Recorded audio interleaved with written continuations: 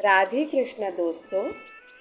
आज की कहानी एक हठी बालक की कहानी है जिसका भगवान में बिल्कुल विश्वास नहीं था। इस छोटी सी उम्र में बच्चे को नास्तिक होते देख उसके पिता ने किसी विद्वान पंडित से इस विषय पर चर्चा करते हुए उनसे आग्रह किया कि वे बच्चे के मुख से किसी तरह भगवान का नाम बुलवाएं। पिता के आग्रह पर पंडित जी ने उनके घर पर पाठ पूजा का आयोजन किया। पूरे 3 दिनों तक घर पर पूजा होती रही, किंतु बच्चे ने स्वयं को कमरे में बंद कर लिया और सबके बुलाने पर भी बाहर नहीं आया। पंडित जी ने पूजा पाठ को संपन्न किया और घर पर ही बच्चे के बाहर आने का इंतजार करने लगे। जैसे ही बच्चा अपने कमरे से बाहर आया, पंडित जी ने बच्चे के हाथ की कलाई को जोर से पकड़ लिया। पंडित जी ने बच्चे की कलाई को इतनी जोर से पकड़ा जिससे बच्चे को असहनीय दर्द हुआ और बच्चे के मुख से अनायास ही हे राम मुझे बचाएं ये शब्द निकल गया। पंडित जी ने बच्चे का हाथ छोड़ते हुए बच्चे के पिता से कहा, आपके बच्चे ने भगवान का नाम लेना सीख लिया है।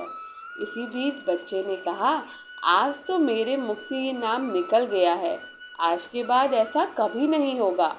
इस पर पंडित जी ने बड़े ही विनम्र भाव से कहा, हे पुत्र, अब तुम भविष्य में चाहे राम का नाम लो या नहीं, किंतु एक बात का ध्यान रखना, आज जो तुमने राम का नाम लिया है, भूलकर भी इसकी कीमत मत लगाना। इस राम के नाम को कभी बेचना मत। ऐसा कहकर पंडित वहां से चले गए। कुछ दिनों के पश्चात एक दुर्घटना में उस बच्चे की मृत्यु हो जाती है। मृत्यु के पश्चात जब बच्चा यमराज के समक्ष जाता है तो यमराज चित्रगुप्त से कहते हैं, इस बच्चे के पाप और पुण्य बताए जाएं। चित्रगुप्त ने कहा, हे यमदेव, इस बच्चे ने कभी भगवान का नाम नहीं लिया, किंतु एक बार विपत्ति की घड़ी में राम का नाम लिया है, किंतु इसका क्या पुण्य से मिलना चाहिए ये मुझे नहीं दिखाई दे रहा। यमराज ने कहा, एक बार भगवान राम का नाम इस बच्चे ने लिया है, किंतु ये हमें भी समझ नहीं आ रहा कि इसका क्या फल बच्चे को दिया जाए। तब यमराज ने बच्चे से कहा, तुमने सिर्फ एक बार राम का नाम लिया है, हम ये निर्णय तुम पर ही छोड़ते हैं। इसके बदले तुम्हें क्या चाहिए, बोलो। अगर आप ऐसा सुनते ही बच्चे को अनायास ही उस पंडित जी की बात याद आ गई कि जब कभी भी तुम्हें इस राम नाम के नाम की कीमत मिले तो इसे बेचना मत। ऐसा सोचते हुए बच्चे ने कहा, हे यमराज, आप ही मुझे इसका फल प्रदान करें, मुझे समझ नहीं आ रहा। यमराज और चित्रगुप्त व्याकुल होकर अपने इस प्रश्न का उत्तर पाने के लिए बच्चे को साथ लेकर अपने रथ में सवार होकर ब्रह्मा जी के पास जा पहुँचे।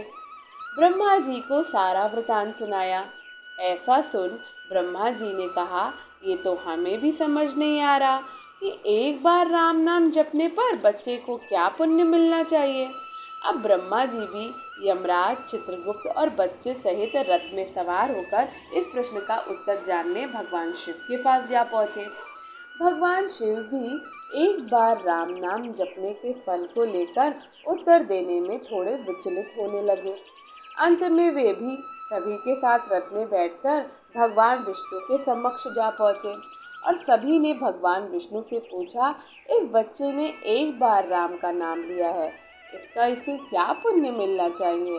हम सभी थोड़े असमंजस में हैं। ऐसा सुन भगवान विष्णु के मुख पर हल्की मुस्कान आने लगी और मुस्कान के साथ बोले, इस बच्चे ने एक बार राम का नाम लिया और इसके बदले में इसे ब्रह्मा, विष्णु, महेश के साक्षात दर्शन हो गए।